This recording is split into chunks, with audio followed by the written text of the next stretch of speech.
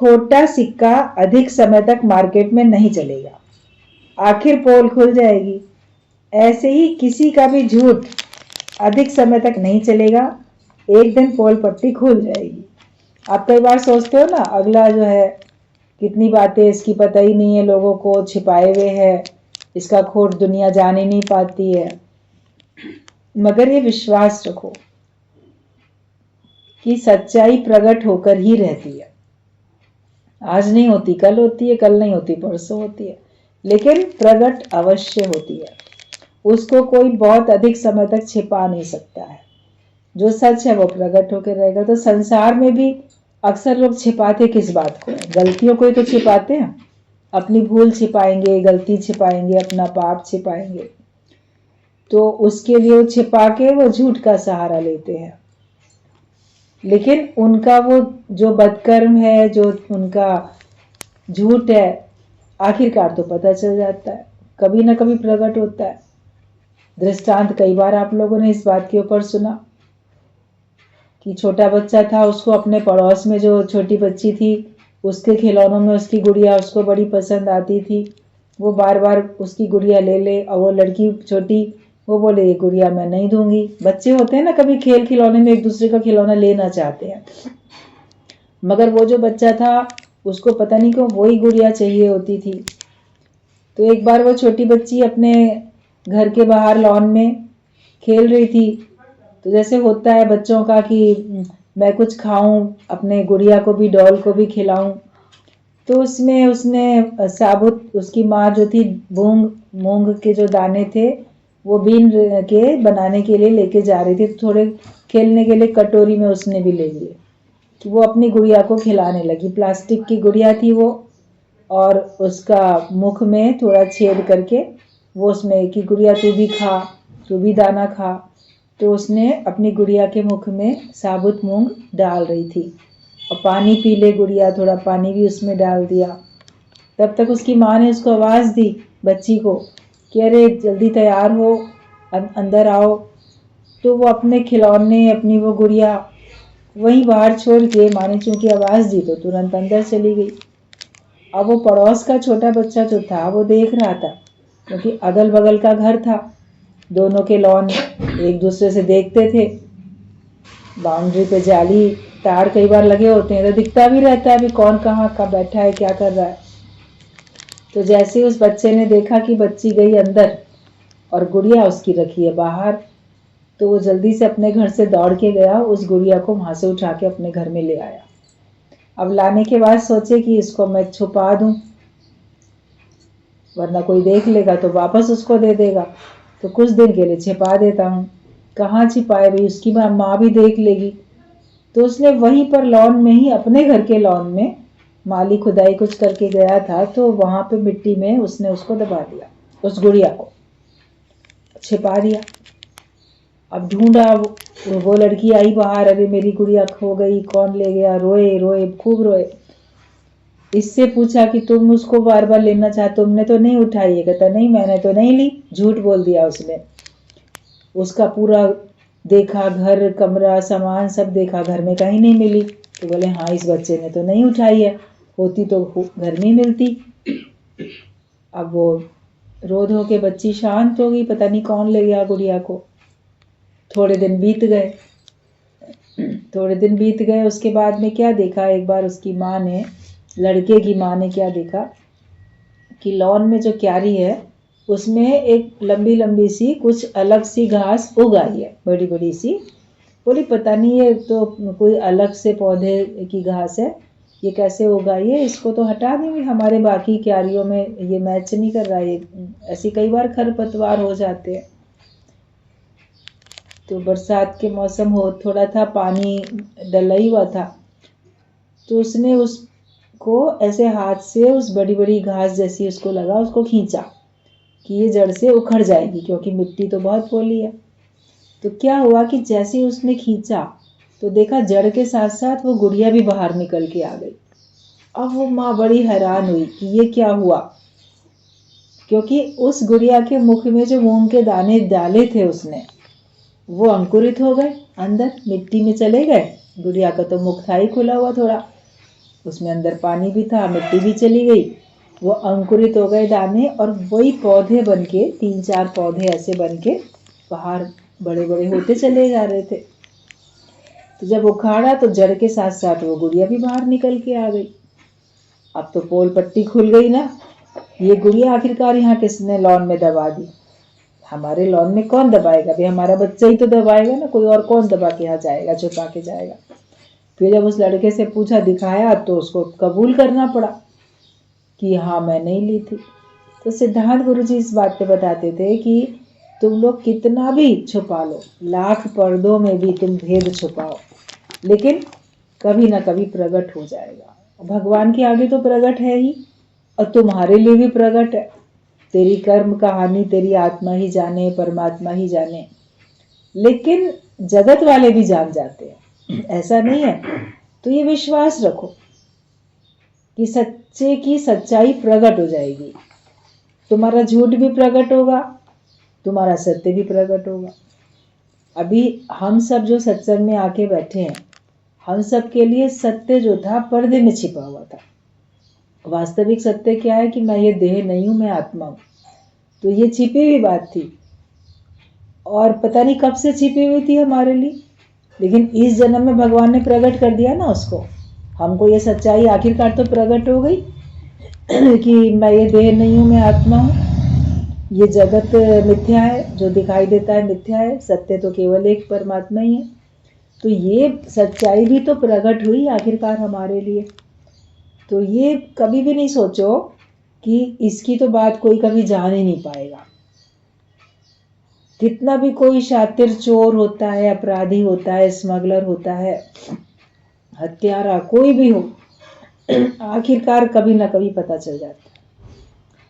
दंड उसको इस जन्म में मिल पाए या ना मिल पाए, वो एक अलग बात होती है, लेकिन कहीं ना कहीं से किसी ना किसी को उसकी खबर हो जाती है। लाख पर्दों के भीतर कोई बदकर्म करता है, मगर किसी ना किसी को खबर हो जाती है। और ये समझो, एक को खबर हुई तो फिर अनेक को खबर होते देर भी नहीं लगेगी। जिसको पता चलेगा वो दूसरे को बताएगा, दूसरा तीसरे को बताएगा। तो छिप नहीं सकता।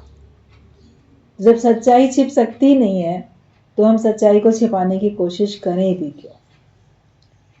स्वीकार करो, अगर आपसे कोई भूल हुई, गलती हो गई, तो परमात्मा के आगे भी स्वीकार करो कि भगवान मेरे से ये बड़ी भारी भूल हो गई है, और मुझे इसका हृदय से पश्चाताप है, और अब आगे से मेरे से ऐसी गलती ना हो। मुझे इतनी शक्ति दो, मुझे इतनी समझ दो, इतनी शक्ति दो कि मैं आगे से दोबारा ये गलतियां न करूं। और अगर इस गलती का मुझे दंड मिलता है तो मैं उसके लिए तैयार, जो भी दंड आप देना चाहोगे मैं उसके लिए तैयार। अपने को उसके लिए तैयार करो। जब आप हर बात के लिए तैयार हो जाते हो तो आपके लिए हर बात आसान हो जाती है। जैसे अभी गुरुजी बोल रहे थे, कार चलाने में तुम्हें डर लग रहा है, एक्सीडेंट ना हो जाए, एक्सीडेंट ना हो जाए, लेकिन जब डर को छोड़ के बोलोगे ठीक है जो होगा, अपनी तरफ से सावधानी चला रहे हैं, जो होगा फिर देखा जाएगा, तो फिर आप आराम से निर्भयता से सीख जाते हो ना चलाना, और चला भी लेते हो। एक्सीडेंट क्या नए सीखने वालों से ही होता है। एक्सपर्ट जो ड्राइवर होते हैं पुराने, उनसे भी तो एक्सीडेंट हो ही जाता है ना जब होना होता है। असावधानी किसी भी समय कोई कर सकता है, बल्कि नया नया सीख रहा है तो ज़्यादा सावधान रहता है। कभी उससे लापरवाही होती है मगर फिर भी सावधान रहता है। और जब ज़्यादा असावधानी आती है कि हम तो कभी गिरेंगे ही नहीं, हमसे तो कभी कोई भूल होगी ही नहीं, हम तो ज्ञानवान हैं, हम तो सत्संगी हैं, हमसे तो गलती होएगी ही नहीं, या हम जो कर रहे हैं हम सही कर रहे हैं। अपने कर्मों को कई बार व्यक्ति सही कह देता है कि नहीं, चूंकि मैं सत्संगी हूँ, या मैं ज्ञानी हूँ, या मैं गुरु के पद पे हूँ, तो मैं जो कुछ कर रहा हूँ मैं सही कर रहा हूँ। तो अपनी भूल स्वीकार नहीं करता है, फिर उसका दंड तो उसी को खुद को ही भुगतना पड़ेगा आगे चल के। तो कभी भी ये नहीं सोचो कि हमारी कोई बात छिप जाएगी। तो जैसे खोटा सिक्का मार्केट में बहुत अधिक समय तक नहीं चल पाएगा, कोई भूल से किसी को दे देगा, उसको पलट के कोई कर लेगा कि ठीक है, खोटा सिक्का असली समझ के उसने उसका सामान दे दिया, मगर फिर वो भी किसी और को चलाएगा, दुकानदार भी।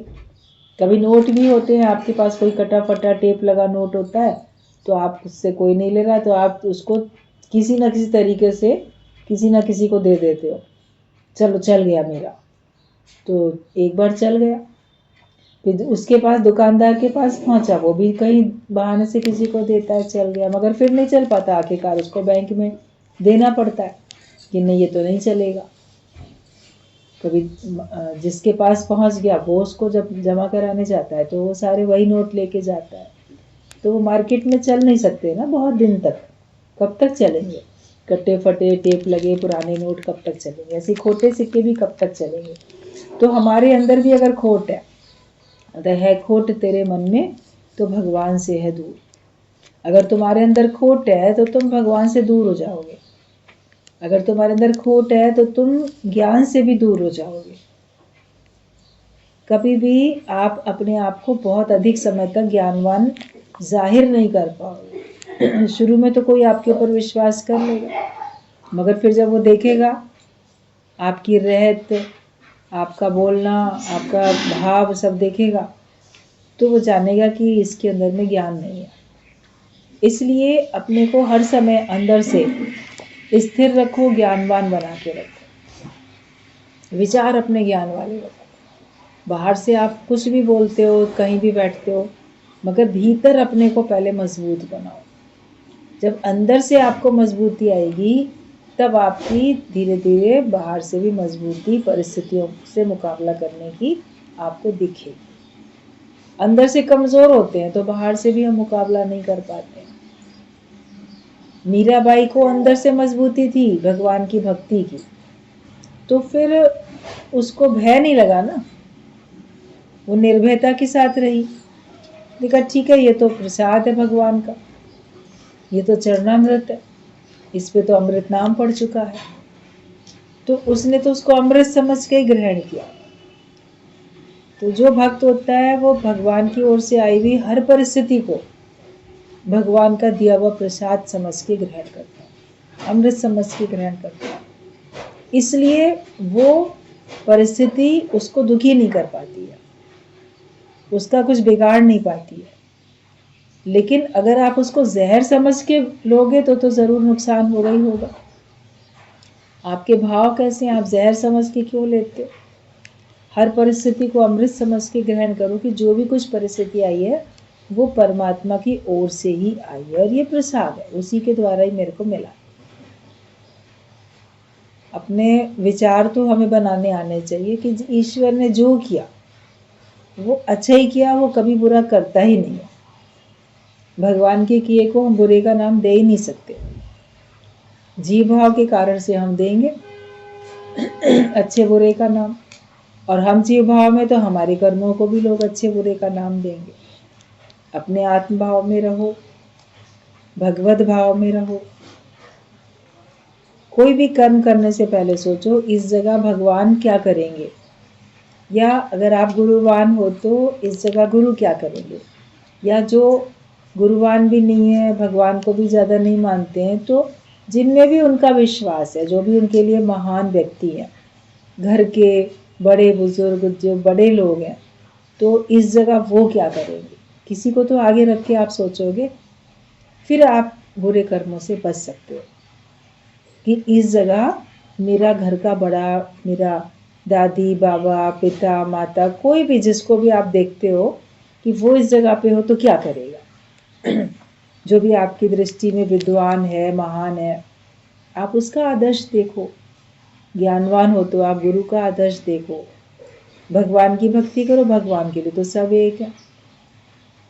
एक बार सत्संग चल रहा था, तो जैसे बॉम्बे से सब लोग आए हुए थे, तो आसपास के तमाम शहरों के लोग भी, लखनऊ के भी अलग अलग एरिया में, जो जहाँ जिससे भी सुनता है, वैसे तो सब अपना अलग अलग सुनते हैं, एक दूसरे से कनेक्ट भी नहीं होते हैं, कांटेक्ट भी नहीं रखते हैं, सबकी अपनी अपनी दुनिया बनी हुई है।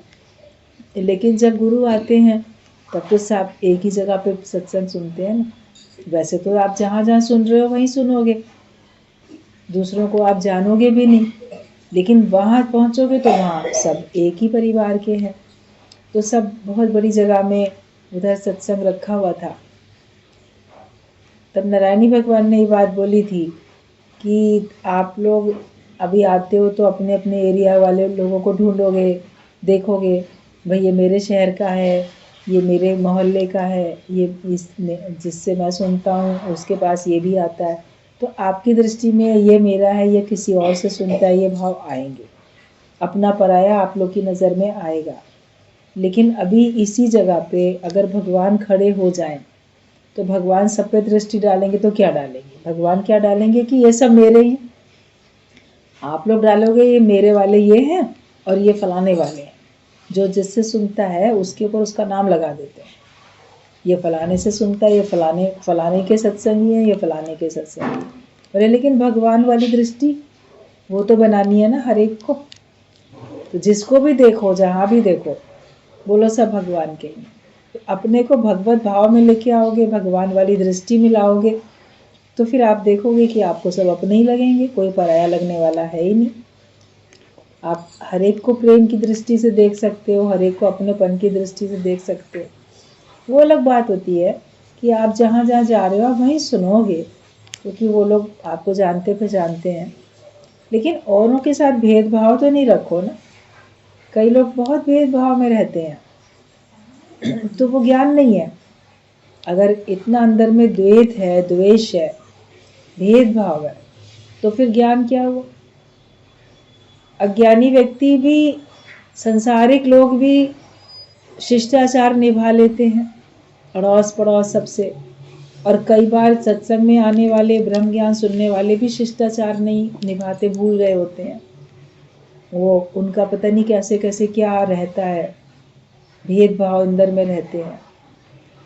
तो अद्वैत का ज्ञान सुन के द्वैत का भाव में अंदर से नहीं रहना है ना। अंदर से तो हमको सबको एक बराबर भाव में रखना, और बाहर से भी आप प्रेम का नाता रखो, किसी के साथ कुछ लेना ना देना, मगन रहना और आनंद में ही रहो। लेना देना आनंद का हो, बाकी सारा छोड़ दो। जिसके साथ बैठो, जो सामने आए उसके साथ प्रेम का भाव रख के, भगवत भाव रख के आप ज्ञान की चर्चा कर सकते हो। दूसरी बात करने की हमें आवश्यकता ही नहीं है, चाहे वो अपने वाले ग्रुप का हो, दूसरे ग्रुप का हो, संबंधी हो या सत्संगी हो, कोई भी हो। चर्चा तो ज्ञान की करनी है और ज्ञान के हिसाब से ही जीवन बनाना है, उसको बदलने की कोशिश नहीं करो। ज्ञान आप लोग अपने मन से चेंज करते जाओगे तो आगे चल के बदलता चला जाएगा। इसको जैसा है वैसा ही हमको एक्सेप्ट करना है और वैसा ही हमको दूसरों को देना है। तो खोटा सिक्का अधिक समय तक मार्केट में नहीं चलेगा, आखिर पोल खुल जाएगी। ऐसे ही किसी का भी झूठ अधिक समय तक नहीं चलेगा और एक दिन पोल पट्टी खुल जाएगी। झूठ कभी भी ये नहीं है कि वो सदा चलता रहेगा। आगे पॉइंट है, धन की चाह में संसार की ठोकरें खाना किस लिए? मान के लिए, अपमान सहना किस लिए? यद्यपि लोगों के लिए कंजूस होना खराब है, फिर भी यदि कंजूस अपना धन नहीं देता है तो उसके लिए कैसी दुश्मनी? फिर हम उसको बुरा क्यों कहते? उसकी अपनी धन संपत्ति है ना, वो दे या ना दे। तो धन की चाह में संसार की ठोकरें खाना किसके लिए, किस लिए करते हो? पैसे की चाह में आप कहाँ कहाँ संसार में भटकते रहते हो। पैसे के कारण, दौलत के कारण आपसे घर छूट जाता है, परिवार छूट जाता है, आप दूसरे शहर चले जाते हो, दूसरे देश चले जाते हो। किस लिए? धन कमाने के लिए। उस धन ने आपको अपने घर से, परिवार के प्रेम से, परिवार के लिए आप मदद करते, परिवार आपकी मदद करता, उन सब से छुड़ा दिया ना पैसे ने। अब वो पैसा आखिरकार क्या होगा? पैसा तो रखा रह जाएगा, परिवार के लोग चले जाएंगे, जो चले जाएंगे वापस लौट के नहीं आ सकते हैं, वो समय वापस लौट के नहीं आ सकता है। और धन तो आपके पास है ही है, धन तो फिर भी आ सकता है। अगर आपकी प्रारब्ध में है तो धन तो आपको फिर भी मिल सकता है, लेकिन परिवार का स्नेह, प्रेम वो तो नहीं मिलेगा ना, समय तो वापस नहीं मिलेगा। कई बार लोगों ने ऐसा बोला, बताया कि जैसे सवेरे सवेरे निकल गए। कई ऐसी प्राइवेट जॉब होती है, बिजनेस होते हैं कि पिता बहुत सवेरे सवेरे निकल जाते हैं, बच्चे सो ही रहे होते हैं अभी। फिर रात में बहुत देर से आते हैं तो दिन भर बच्चे स्कूल जाके खा पी के थक के फिर भी बच्चे सो ही रहे होते हैं। तो वो जब जाता है सवेरे तो बच्चों को सोया हुआ देख के जाता है, लौट के आए तो बच्चों को सोया हुआ देखता है। छुट्टी का दिन अगर होता है तो भले वो दिख जाएंगे। बहुत कम होता है ना आपस में एक दूसरे को देखना, मिलना, बोलना। तो पैसों के कारण से कभी दूसरे देश, कभी दूसरे शहर, कहाँ कहाँ चले जाते हैं। तो वो बच्चों का जो बचपना है वो देख ही नहीं पाते हैं। और वो अपने बच्चों को बड़ा होता हुआ उनके साथ बैठ के बात करते हुए, उनको खुशियाँ प्रेम देते हुए उनके पास समय ही नहीं है, पैसे में ही बिजी हैं। तो वो बच्चे भी क्या सीखते हैं फिर आगे, कहते हैं हमारे माता, आजकल तो माताएं भी जॉब में रह जाती हैं, आवश्यकता है समय की उनको लगता है। तो बच्चे भी फिर मनी माइंडेड होते चले जाते हैं। लेकिन ज्ञान से हम प्रेम करना सीख जाते हैं। तो पैसे के लिए हमको जहाँ तहाँ धक्के खाने की जरूरत नहीं होनी चाहिए। आप अपनी प्रारब्ध के ऊपर विश्वास रखो। ज्ञान के धन के लिए धक्के खाओ तो भी कोई बात है, मगर सांसारिक धन के लिए धक्के खाना तो कोई ज़रूरी नहीं है। अपने अंदर अगर हमको संतोष है तो हम थोड़े में भी अच्छे प्यार से गुजारा कर सकते हैं, और नहीं है तो आपके लिए जितना भगवान दे रहा है उतना कम पड़ेगा। अभी महंगाई ज़्यादा है, अभी मेरे को और चाहिए, अभी खर्चे पूरे नहीं पड़ते हैं। लेकिन आवश्यकताएं अपनी अगर आप कम कर लेते हो तो आपके खर्चे पूरे ही पूरे। ऐसा नहीं है कि आपके पास भगवान ने नहीं दिया, दे रखा है, मगर उसके लिए बहुत हमें भटकने की ज़रूरत नहीं है। कई बार कई सत्संगी ऐसे थे जिनके एग्जाम्पल सत्संग में दिए जाते हैं, और जो सत्संग में कभी अपने सत्संग में नहीं भी आते, भगवान की भक्ति करने वाले ऐसे भी कितने एग्जाम्पल हैं कि वो भगवान में विश्वास रख के अपना काम, अपनी दुकान चलाते थे, उनको उतने में ही मिल जाता था। कई एग्जाम्पल कई बार आप लोग को सुनाए गए हैं, बताए गए हैं। लोग उनसे कहते थे कि अरे आप सारा दिन अपनी दुकान खोलो तो आपको और कितनी आमदनी हो जाए। बोले मेरा उतने में काम चल जाता है तो मैं और ज़्यादा क्यों करूँ। कोई जलेबी बेचने वाला था, कोई लखनऊ में एक दही बड़े बेचने वाला होता था, और कई कई शहरों में होते थे ऐसे। उदयपुर में दादा भगवान बताते थे कोई जलेबी बेचने वाला, कोई कहीं। वो अपने घर से जितना मटेरियल तैयार करके लाता था उतना लेने के लिए लोगों की पहले से ना लाइन लगी होती थी, और उसका 2-3 घंटे में सारा माल बिक जाता था। उसके बाद वो सारा दिन सत्संग, भजन, भगवान की भक्ति करे। और कई लोगों को तो निराश लौटना पड़ता था, फिर इनका सामान खत्म हो गया, हमें मिला ही नहीं। तो किसी ने उससे कहा कि आप जो हो और ज़्यादा करो ना तो आपका और बिकेगा। तो उसने कहा नहीं, मेरी प्रारब्ध जितनी मुझे मिल जाती है, अगर मैं ज़्यादा ला के रख लूँगा तो ग्राहक फिर आराम आराम से ही आएंगे, मेरा सारा दिन में बिकेगा उतना ही, मुझे विश्वास है। मतलब आज के दिन में मुझे जितना पैसा मिलना है वो मुझे मिलेगा ही मिलेगा। आपने दुकान सवेरे से लेकर शाम तक खोली या आपने 4 घंटे 2 घंटे खोली, आज के दिन में भगवान आपको जितनी रोजी रोटी के लिए देना चाहते हैं उतना आपका होगा ही होगा। कभी आप देखो दुकानदारों के पास एकदम बहुत भीड़ होती है, और कभी कोई टाइम होता है कि वो एक भी ग्राहक नहीं होता, वो खाली बैठे होते हैं। तो ये चलता रहता है ना। तो पैसे के लिए गुरु का कहना ये होता है कि पैसे के लिए संसार में धक्के नहीं खाओ, क्योंकि वो पैसा तुम्हारे को सुख शांति नहीं दे सकता है। सुख शांति तो ज्ञान का धन ही तुमको दे पाएगा। इसके लिए लोग कहते कहाँ तुम धक्के खाते फिरते हो, सत्संग में दौड़े जा रहे हो।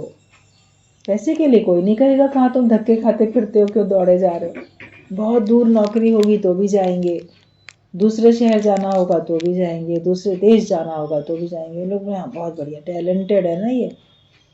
और इसके लिए नहीं बोलेंगे देखो ये कितना ज़्यादा उत्तम कोटि का ज्ञानी जिज्ञासु है, ये ज्ञान के लिए इतना कुर्बानी कर रहा है।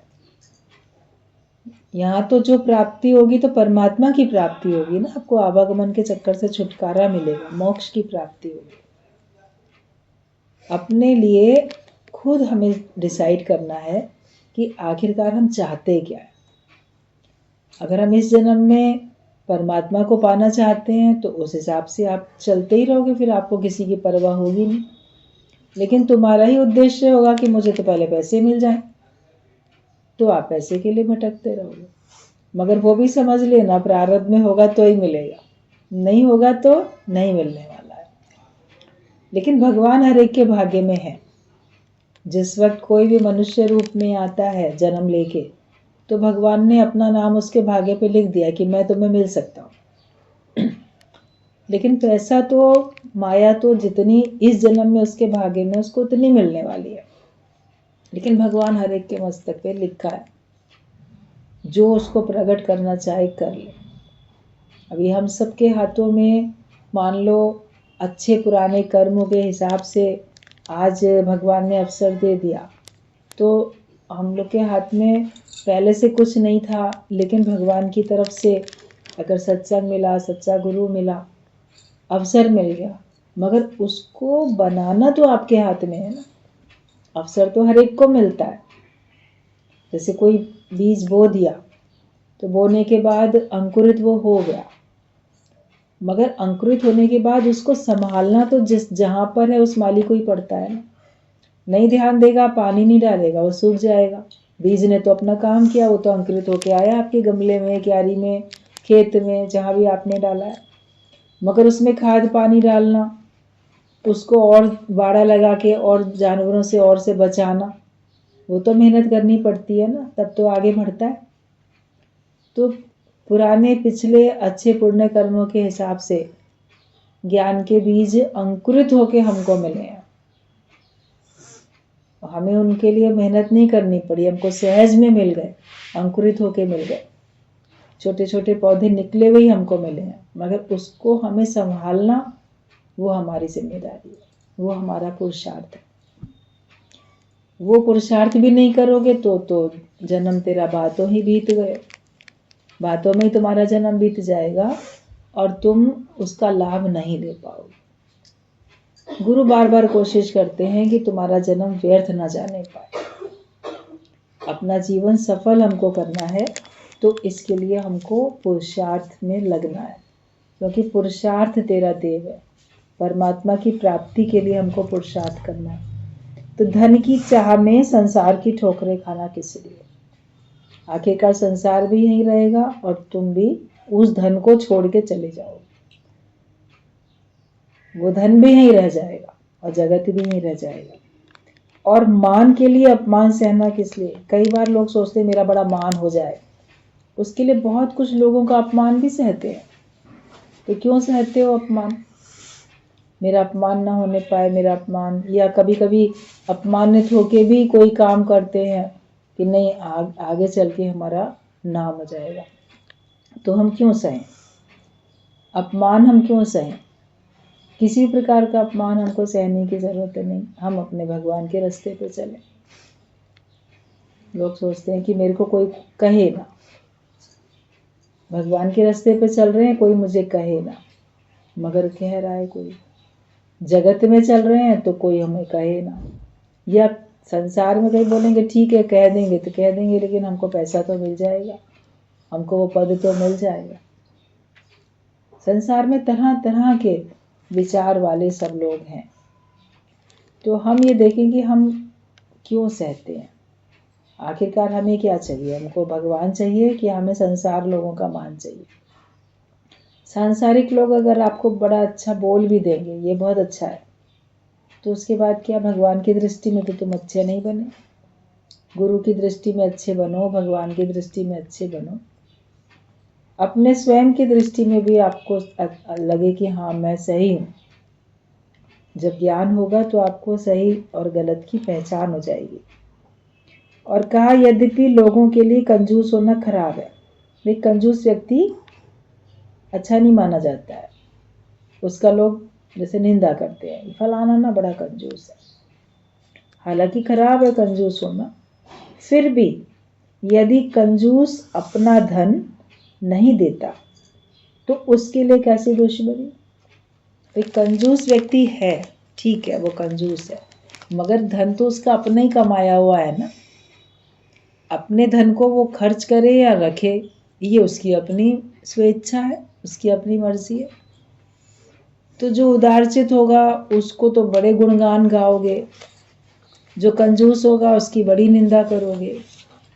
कंजूस से तो दुश्मनी रख लोगे, उदारचित से दोस्ती कर लोगे। तो कंजूस अपने धन को नहीं खर्च करा, तुम क्यों दुश्मनी कर रहे हो उससे? उसकी मर्जी। तुमको उदारचित होके रहना है, तुम उदारचित होके रहो। एक बार गुरुजी ने कहा कि जो कंजूस हो ना, सत्संग में आने वाले भी तो सब अलग अलग स्वभाव के होते हैं। जो कंजूस है उसको तुम अपने साथ रखो और उसके ऊपर खूब खर्चा करो। तुम उदारचित बन जाओ कंजूस व्यक्ति के लिए, तो आखिरकार वो भी धीरे धीरे उदारचित बनना सीख जाएगा। उसको लगेगा ना, देखो हर बार यही मेरे रिक्शे का किराया दे देती है, हर बार यही मेरे ऊपर खर्च कर देती है, हर बार यही चाय के पैसे दे देती है, हर बार यही खाने का बिल दे देती है। तो आखिरकार उसको अंदर में आएगी शर्म। ऐसा नहीं है कि नहीं, आखिरकार बोलेगा नहीं नहीं आप नहीं दो, आज मैं देता हूँ। तो जब वो देगा, जब वो खर्च करेगा, जब खर्च करने में उसको थोड़ा सा भी खुशी मिलेगी तो फिर उसको वो बढ़ाएगा। क्योंकि जब आप किसी के ऊपर खर्च करते हो, उसके चेहरे पर जब खुशी देखते हो तो आपको अंदर में खुशी महसूस होती है कि देखो हमने किया तो उससे दूसरे को कितनी खुशी मिली। तो कंजूस को देख के उससे दुश्मनी या उसकी निंदा नहीं करो, उसका स्वभाव है, उसके कारण तुम अपना स्वभाव खराब नहीं करो। बोले तुम अपने स्वभाव को प्रेम वाला और उदारचित वाला बना के रखो, तुम्हारा स्वभाव रहना चाहिए, तो तुम्हारा रंग उसके ऊपर चढ़ेगा। मगर कंजूस की निंदा करते हो और कंजूस का रंग अपने ऊपर चढ़ा लिया तो तुम भी तो वैसे ही हो गए ना। उदारचित की तुम प्रशंसा करते हो तो तुम्हारी प्रशंसा हो ना। तो इसलिए अपने को ज्ञानवान बनाएं, अपने को गुणवान बनाएं और अपना रंग हम सबके ऊपर चढ़ाते चले जाएं। किसी की भी निंदा करने की जरूरत नहीं, दूसरे को अच्छा मार्गदर्शन हमको देते जाना है। यही एक काम हम लोगों को करना चाहिए। ठीक है, पत्र आज भी इतना ही पढ़ा जाएगा, समझ लेना बात को जो